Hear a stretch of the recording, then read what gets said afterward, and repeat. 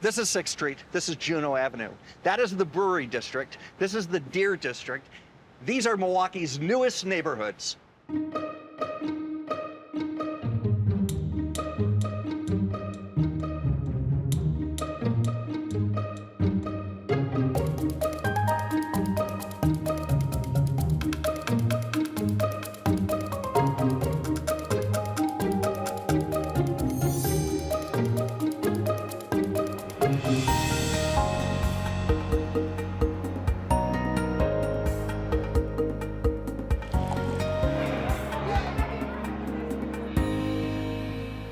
This week we're covering two areas. One is old and one is new, and John Gertis said, let's start with the old. Not surprising, that historian. Hey, John, what are you looking at? I'm reading, John, the timeline of Pabst history I was hired to write a couple of years ago. I've written a lot of words over the years, but never in steel and never for a sidewalk. It's kind of like horizontal history here. Let's start with the Pabst story. Okay, it goes back to 1844, the panel right down here. Good. When Jacob Best and his four sons opened a brewery just down the block here. That's 2 years before Milwaukee becomes a city. So they began early and did just fine, but things really take off when Captain Frederick Pabst marries into the family and then takes over. He had really good business instincts, and on his watch, this became the largest brewery in America. That's great. Only 30 years after it started. Wow. So the name was changed from Best to Pabst in 1889, but there's still a B on every label to honor the family who began it. How did Pabst do in the 20th century? Up and down. Certainly they were one of the big three brewers in America, along with Anheuser-Busch and Schlitz, for more than a century. But it was never a smooth ride. Prohibition is a long detour. Things really do well after World War II, and then late 1970s, the sales curve begins to flatten. The Pabst family was gone by then. The company just couldn't keep up. So in 1985, it was purchased by a California investor, pretty much let it dry and closed this brewery back in 1996. We all remember it, and because do. this area was the district, and all of it was a ruin. It really was. Yeah. I can recall trees growing out of the rooftops. Yeah. So that ended in 2006 when a local real estate mogul named Joe Zilber, who was nearing 90 at the time, bought the whole property. As kind of a legacy gift to his hometown, he turned this into the ultimate mixed-use development. So today you can live, work, play, eat, sleep, stay, work out, store your stuff, and learn in this development called the Brewery. This is the Brewery District? Yep. Right down the hill is the Deer District. Let's talk about that. Different story, much shorter. In the late 1800s, before there were zoning laws, that area at the bottom of the hill was just a hodgepodge of factories and homes and churches and saloons. Not a pretty sight, and got uglier over time. The whole area was cleared in the 1960s to make way for the Park East Freeway, which was never completed because of public opposition. That spur was so little used that it was torn out in 2002, which gave Milwaukee 26 acres of land right in the heart of town that was right for development, a rare opportunity. So progress was piecemeal at first, but then came the main event. Ground was broken for Fiserv Forum back in 2016, which gave the Milwaukee Bucks a new home and a venue for lots of other things. That certainly was $524 million worth of construction, about half of that provided by Wisconsin taxpayers. But it gave us a new gathering space and became the nucleus of a brand new neighborhood called the Deer District, which is among the hottest in the city, especially for nightlife. It sure feels brand new, doesn't it? It does. Yeah. It still smells like a new car. At the same time, though, John, this is part of an old tradition. Milwaukee has always had gathering spaces west of the river. We built the auditorium in 1909, the arena in 1950, Bradley Center in 1988. So when Fiserv Forum opened back in 2018, it really was continuing a great tradition. So if we're talking both districts, do we have a sense of population? Too new to count. Too new to count. But growing every day. Location. Location, John, between them, they cover about 50 acres on the northwest side of downtown, between roughly 3rd Street, Interstate 43, McKinley Avenue, and down to about State Street. I love that what got you off your bike was to read something that you wrote. It was kind of fun. In this whole area, John, one's renewed, one's brand new, and they're both great additions. Thanks, John. Thank you, John. So I'm in the Brewery District, which is right next to the Deer District, so all week I've been calling it the Beer District. The beer in the Deer District. Am I so wrong? It was the last building that the Pabst Brewing Company ever built. Yeah. This thing has sat idle longer than the Pabst Brewery actually used it. With the history of brewing in an old brewery building and one that's so well suited for a modern facility, it was ideal. Weren't you the first sort of craft beer guy around? There were a couple. We were early on to that large format ale house size place, and really where we were able to teach people about craft beer one beer at a time across the bar. We talk about the 4 ingredients in beer. So barley, hops, yeast, and water. There's a lot of recipe thought that goes into every bit of it. So we talked about all those malts that change the colors, and the aroma, as you can tell, is vastly different. The process is right in order, so you move right along. This is all done automatically now. The fact that our brewers now don't have to run up and down stairs and turn on pumps and move valves, that stuff is handled efficiently so they can focus on the recipe. They can be tasting things, smelling things. We're only a year into operations here, and we're on pace to do about 20,000 barrels. The capacity of the place can get us to about 70. We actually changed the code in Milwaukee because if you're trying to brew beer, it was heavy industry, which this neighborhood's no longer zoned for that anymore. It's residential and recreational. This is a public space that needs to be in the action, needs to be downtown. So it's a zoning thing to say up to 70,000 barrels is now considered light industry microbrewery. It's a huge operation. How many people are working here? Between the entire office staff and sales and everything else, we've got about 30. On the production line, there's about a dozen guys that can handle the production side. Our bottling is still a huge part of our business, but all the growth is in cans. The kids love cans. The original Summerfest showcase sign, they stuffed the sign in here and we preserved it during construction. So. This was in here? Yep. There's another 7,000 square feet of public space in the restaurant and event space, and then we've got a roof. This is phase 1, which is the skylight into our restaurant, the glass and griddle. You have some room left. We have some room left. There's 2.3 acres up here. Maybe a sports court is being discussed. This is a great opposite view of our city. This is really great. It is cool. Yeah. This used to be one of the research labs for Pabst. So this is at the first floor. Yeah, this is the first floor. Really great. It's great, and it's open to the public. There's a performance stage, the screening room. So the history is it really starts with my brother, John Ridley, who's a filmmaker, and he's from Milwaukee. He moved to LA and went on to do great things, but always felt an affinity to Milwaukee, and always wanted to do something to help uplift young talent and artistic talent. And he thought one of the great ways to do that was to be, to create a facility where people could actually come together and build community and collaborate and also get support for their craft. 371 Productions? Is that what this is? Yes. Great. Yep. I would say we have over 400 members and tenants. Sometimes being an artist, I think, can be a lonely experience, and you face a lot of rejection. So hence, part of the inspiration for the name of No Studios is no. It's something that artists hear a lot. And so sort of embrace that. These are the offices of Milwaukee Film. Yes. So the members, I think, take a lot more credit for shaping No Studios than me, or Lisa or John do. So the 4th floor is the roof deck. Great space for hosting. This is more like private events that we have up here. Aren't we really fortunate to have this here? I don't see it in any other city of our size. I think John's vision was, let's bring some of that spirit of supporting the arts in a really robust way here to Milwaukee, because you know what? We actually have amazing talent here. Right. Okay, you might think it's weird that we're doing a franchise or like a chain store, but in this neighborhood, come on.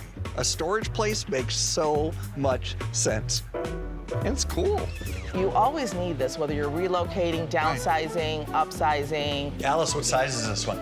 This one's a 10 by 20. 10 by 20. Don't you remember, storage units were usually outside. You had a corrugated door that went up. It was nothing like this. No, and I think the new wave of storage units are inside, especially in the Midwest, where there's winter and it's raining. Look at this.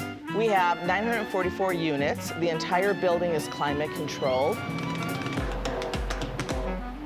You drive up, so you drive your car in. It doesn't matter if it's snowing or raining. You go to your unit. We have elevators. It's 2 floors. And what's this market best for? For the 5x5s and the 5x10s, the smaller units. And when you come into a neighborhood like this, what are your considerations? What are you looking for? How did you end up here? Obviously, downtown is where you'd want to be as a storage place. There's a lot of apartments and people moving in and out. Alice, what happens if somebody rents this and then 9 months later they stop paying and you can't get a hold of them? What happens to all of this? I bet you have stories, though, I do. Don't you?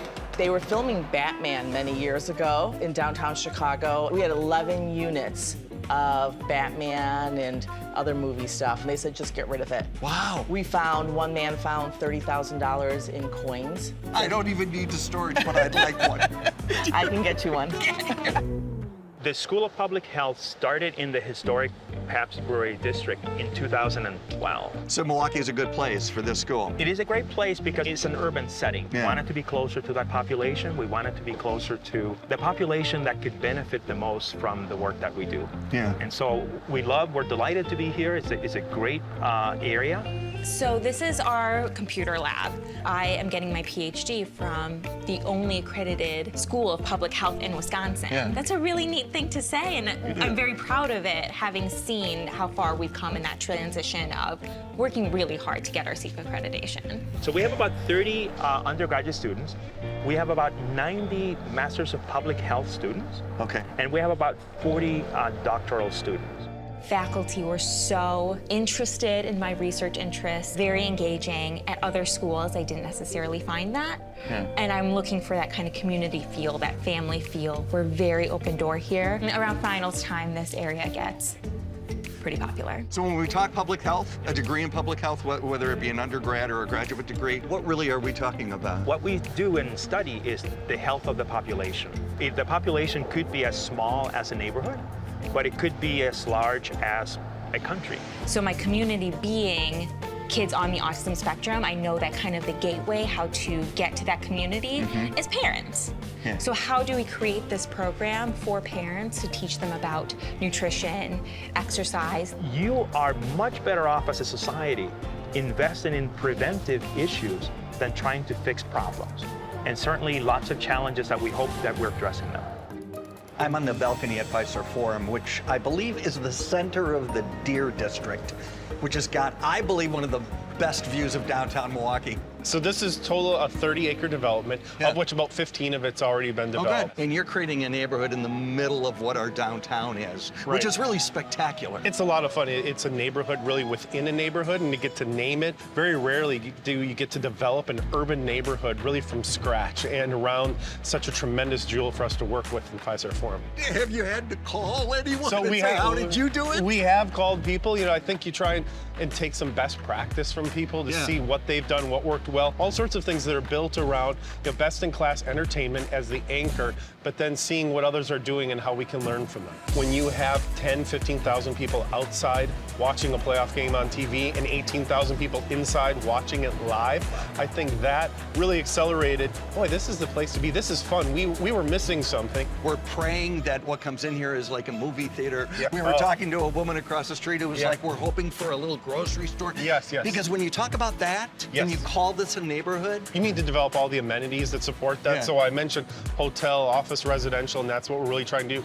Also, definitely part of the plan is making sure you have all the amenities to support that. So whether that's a movie theater, dry cleaner, market, coffee shop, all those things are in plan and in place. We want this to be a place where people live, where they work, where they play. That's really our theme, and something that moving forward in our development, we're taking that into account. That Deer District has it all for you. Okay, Deer District, you have 30 seconds to tell us why the Deer District is the best place in the world to live, work, and play. And you can, okay, you did add built to stay, so I'll give you that one. It's good.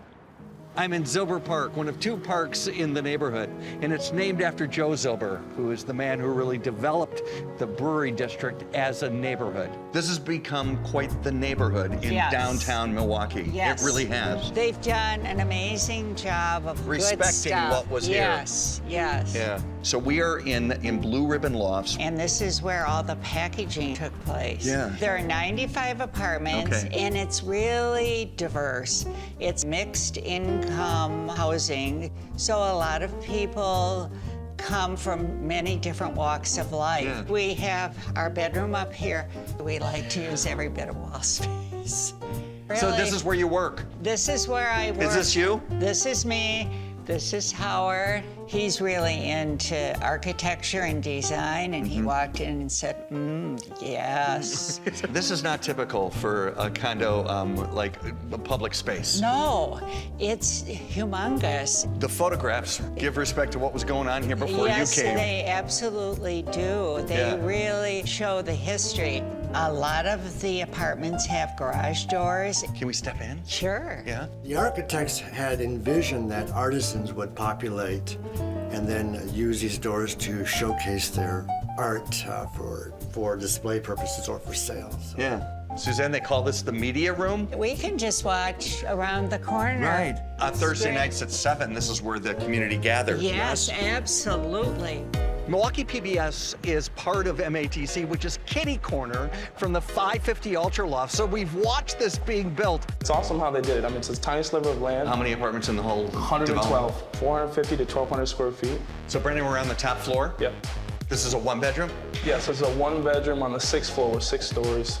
So nobody has ever lived here? Nope. We're the first people to see this apartment, aren't we? First people to see this apartment. All quartz countertops, kind of got a marble look in there as well, I think, which is really cool. Stainless steel appliances, whirlpool throughout. Outside, it's always great to have outside space, Always isn't good it? to have the outdoor Yeah. space. Yep, we offer it for a lot of different apartments. This is ridiculous, just so you know. We're literally connected to it. If they're going to an event or in a game or whatever the nature is over there inside the arena, they can go through our parking structure entrance up to the 3rd floor, shoot right over through the skywalk. And what a beautiful place to come down the hill and come through this area that is our entertainment And district. what's good about Milwaukee is they keep that old architecture. So I think keeping that while revitalizing with new buildings just kind of brings the whole complete package together for Milwaukee. One of our larger one bedrooms, and then the super unique component, it's bi-level, spanning the 4th and 5th floors. There's about 35-foot ceilings here, top to bottom. I mean, looking down right over into your living room space there, it's just a cool concept. And when that garage door is open, that just expands living. Community room. It's an important decision all the way around the board, and we just want to make sure people feel at home and they're comfortable and they made the right decision. It's great for you.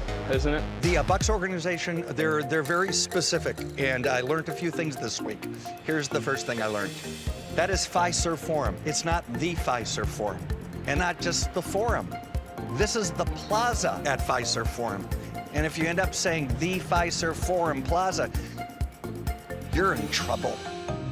The Mecca, how did the name come? I believe actually it was Alex Lazary that said the Mecca. Why wouldn't we call it anything else? Right. Here we are, and we wanted to become the city's living room, and we didn't want people to forget. We built this, if you think of an arena, with the event level, which we would call that bottom floor, where the bar is, from the day that we decided to the day that we opened was about 6 months. And then we have what we call this, the mezzanine level, that kind of mid-level, right? Does this pack out? This absolutely gets packed. People want to sit here immediately because look at the view you have here.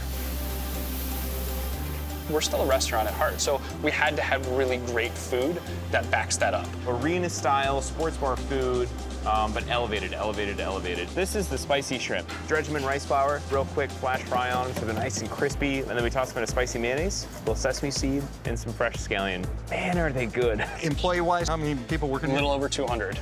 We seat over 700 people in the Mecca. So it's a lot of people to take care of, so we need to make sure we have enough staff to do that. This is the Mecca burger. This is my pride and joy here. I mean, I really love it, absolutely love it. 2 patties, Mecca seasoning, garlic Dijonnaise, arugula, Wisconsin extra sharp cheddar cheese, and pickled red onions, right? So you got all the elements of a good burger there. So now we're heading to what we'll call the premium level. Good. And think of what's on the premium level in an arena or a stadium. That's all your suites, right? Yep. So when you come in, this entire space in front of these booths belongs to you. So we have our giant 4K screen there. Is there a seat, a table, any place where you can't see a screen? Not one. There So isn't. the beer garden is part of this as well, but that is actually 10 feet smaller than the one that's inside here. Tiny. Yeah, it's no longer going to be, what are we doing tonight? It's going to be, let's go downtown, let's hang out, let's have a good time. We can't possibly take all the business in one space, so our hope is really that it helps the entire downtown and the entire area really grow and flourish. Yeah, we pretty much hit the ground running. All of our customers need to feel like they're walking into somebody's basement. Yeah. A basement bar that Grandpa used to have. This is good. Yeah, so this is our beer counter. Since we opened, we count every single beer that is poured here. That's real count. That's a real count from our POS system. You're honoring and giving voice to those that are Wisconsin. Yeah, everything in here. I mean, the cheese curds that we sell, every beer here is from Wisconsin. And that's what we were trying to make it an authentic Wisconsin experience, this whole thing. So the main thing we sell is our brandy old fashioned. Nothing really comes out of that bubbler, though. Oh, yeah. No. Like out of the Yeah, at the spigot? top of the bubbler. Behind the bars, we have bubblers that pour out an old fashioned. That's easy. Sweet or sour? Well, most people are kind of confused. Because they don't normally get an option with an old-fashioned sweet or sour, so you do have to explain that to them. Concept 2 came up with this? So Rich Lorbach, he came up with this a bunch of years ago, just the name, Drink Wisconsinly. The short story is, I thought I heard Drink Wisconsinly when I heard a beer commercial with Drink Responsibly. Right. And the next day I'm like, well, that's pretty clever. I wonder what somebody's doing with that. Did a Google search, didn't exist, started a company, and here we are several years later. We couldn't have handpicked a better place. The concerts, the Bucks, the events they do in the plaza is just, it's a perfect spot. The Brewery District has had over $300 million in investment. What does that include? It includes restaurants, banquet facilities, 7 apartment developments, 3 office buildings, 2 hotels, 2 breweries, and what was the last? Oh, and a partridge in a pear tree. I just saw it. We are at Best Place at the historic Pabst Brewery. 3 blocks from the Deer District. From the Deer District, but this is the what? The Beer District. In '96 it shut down. In '99 there was danger of it being torn down, and we made a major risk taking a chance to try and help save and preserve this brewery. So each individual dot, he makes a letter, and it tells the entire story of the brewery and makes this beautiful picture of Captain Pabst. Oh, he sure does. Look at that. We wanted just an agreement for this building, but they said, if you want this building, you got to buy all 28 for $11 million. And that's what you signed that day? We signed that day and found somebody else that had the $11 million. That's so nice. Yes. That's really how it and we should ended work. up with these beautiful buildings. King Gambrinus was sitting in a mall in Illinois. So they got a truck and a trailer, picked him up, and drove him back. He came home. We're bringing back the good times, the memories. Cheers to you. Thank you so much. Well, for 4 years, we were the only thing here. What's it like now with the neighborhood as it is? Is it much different? Oh, it's very different. We didn't have as much walking traffic. Yeah. And now we have people jogging, walking their dogs, walking their bikes. And today, what do you do with this building? 4 main things. We have a great tour. Come on into Captain Pabst's office. This was his office? This was his Captain office. Pabst's office. This is him. There's the captain. That was his roll-top desk. A great gift shop. Pabst is, of course, our bestseller. Pabst, Schlitz, Platz. So we're always looking for the Milwaukee brands. I remember these so well. So well. A great tavern with beer. What was your local beer in New Bedford? Me, Budweiser. But And then we're one of the most popular event places for weddings and special events. So there's a great hall upstairs. There's another hall upstairs, so we can have 2 weddings going on at the same time, 2 ceremonies going on at the same time. This is so cool. Milwaukee gets it. They're saving their history, they're saving their architecture, and it's a vibrant, exciting part of the city. People come from all over the country, all over the world, and they just love that we save this little piece of Americana for them here in Milwaukee. It's the best place. You're really good at that. Those are the old Pabst Brewery grain silos. On top of that grain silo, it's 150 feet above the highest point in Milwaukee. From up there, it's the greatest view of Milwaukee area. Yeah, I'd like to take you up there, but guess what? The elevators are broken. No, I swear, that's the truth. And I'm not walking up there. So this is the old church that was built, I believe, in 1872. And how did it turn into what's going on today? So basically what happened is Pabst was brewing in the grounds here, and this was a church the whole time. There was one point where Captain Pabst at the time was like, hey, making a lot of noise. They have to shut down brewing to do their service. So he's like, I'll buy your church and build one 2 miles away. So that's what he did. He bought the church. This room right here was basically a training center for the employees. Eugene Casper wanted to come back to Milwaukee and was trying to figure out how to do it. So he saw this church and he's like, let's do a brewery in there. And we're like, okay, all right. So 2015, we came in and said we're gonna come back and brew a beer here. And in 2017, we opened, so we've been open for the last 2 years, brewing beer right below your feet. What are you brewing in this building? Everything from On Decker. On Decker? Red, White, and Blue, Old Tankard Ale, those are like our legacy brands. And then a lot of new stuff, so a lot of we call it the Pabst Labs. You serve Pabst here, though. We serve Pabst. You don't brew it in the building, but it's served here. Yes. And does it sell well? It sells very well, yes. It should in this building. It's number one. Is it number one? Yep. Yeah, it's a great building. The Brewery District, the Deer District, developed for the future, enveloped by the past. Now I know what they mean when they say bird's eye view. Wow, I love my city. We are here with Alderman Bob Bauman. How are you, sir? Very good. You're like a Wonderful. regular on the show, you realize Wonderful that. to see you again. I love your program. I have an assignment for you. Yes. You have 30 seconds to tell us why the Brewery District and the Deer District are the best place in the world to work, live, and play. And Alderman Bauman, you can start now. The Brewery District is unique. It represents a complete renovation and rebirth of what 20 years ago was completely derelict, abandoned, and forlorn property. Yeah. It is now home to about 1,000 people, businesses, hotels, restaurants, banquets, and all adjacent to what has now become the Deer District, which represents a substantial renovation of the near west side of Milwaukee with plazas, a new Bucks Arena, and now has become a center of activity and a center for programming on the west side of Milwaukee. Combined, they've done a great job. Perfect. All right. Okay, just so you know, these people aren't looking for their keys. No, that's what I thought. All of these new named neighborhoods, I still call it downtown. Okay, whenever you're ready. Here we are, John, new and old in one episode. And we couldn't do that without the generous support of our underwriters. So underwriters, thank you. Thank you very much. The Greater Milwaukee Foundation's Ernest C. and Florence M. Shockey Fund, and by the David A. and Nancy E. Putz Fund. The Greater Milwaukee Foundation, inspiring philanthropy, serving donors, and strengthening communities now and for the future. Michaels Corporation, serving the energy, transportation, telecommunications, and utility industries. Michaels, constructing North America's infrastructure for our future. We Energies Foundation and Wisconsin Public Service Foundation are proud to support public television. Together we create a brighter future for the communities we serve. ATC moves electricity from where it's generated to communities where it's needed. American Transmission Company, helping to keep the lights on, businesses running, and communities strong.